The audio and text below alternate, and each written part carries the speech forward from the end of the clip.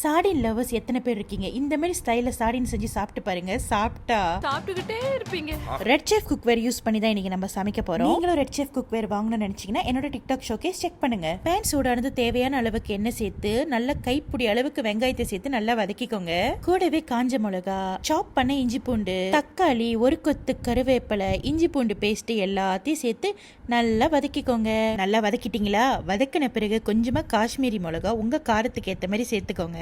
அதுக்கப்புறம் கொஞ்சமா தண்ணி சேர்த்துக்கோங்க. தண்ணி நல்லா கொதிச்சு வந்த பிறகு சுத்தம் பண்ண சாடின் மீன் அதுல சேர்த்துக்கோங்க. சாடின் நல்லா வந்த பிறகு புளி தண்ணி சேர்த்துக்கோங்க. இது கம்ப்ளீட்லி ஆப்ஷனல் தான், உங்களுக்கு வேணாம்னா ஸ்கிப் பண்ணிருங்க. அப்புறம் தேவையான அளவுக்கு உப்பு சேர்த்துக்கோங்க. என்னம்மா ஓவரா பில்டப் கொடுத்தியே அவ்வளவுதானு யோசிக்காதீங்க. இதுக்கப்புறம் தான் நம்ம கிளைமேக்ஸ்க்கே போறோம். சாடின் ரொம்ப டிரையா இல்லாம கொஞ்சம் கிரேவியா இருக்கிற மாதிரி பாத்துக்கோங்க. அது மட்டும் இல்லாம அடுப்போட அனலும் கொஞ்சம் கம்மியா வச்சுக்கோங்க. அப்புறம் என்ன, பச்சைக்குன்னு உங்களுக்கு தேவையான அளவுக்கு முட்டையை இந்த மாதிரி ஆட் பண்ணிக்கோங்க. கூடவே கொஞ்சமா இந்த மாதிரி உப்பு சேர்த்துக்கோங்க.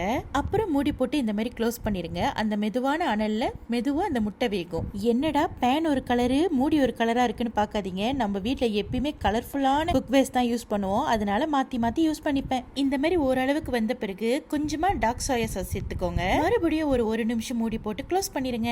அவ்வளவுதான், இட்ஸ் டன். நல்லா சுட சுட ஒயிட் ரைஸ்ல வச்சு சாப்பிடுறப்ப ரொம்ப டேஸ்டா இருக்கும். சாடின் லவர்ஸ் கண்டிப்பா இந்த ரெசிபி ட்ரை பண்ணி பார்த்துட்டு எப்படி இருக்குன்னு கமெண்ட் செக்ஷன்ல சொல்லுங்க. Happy cooking.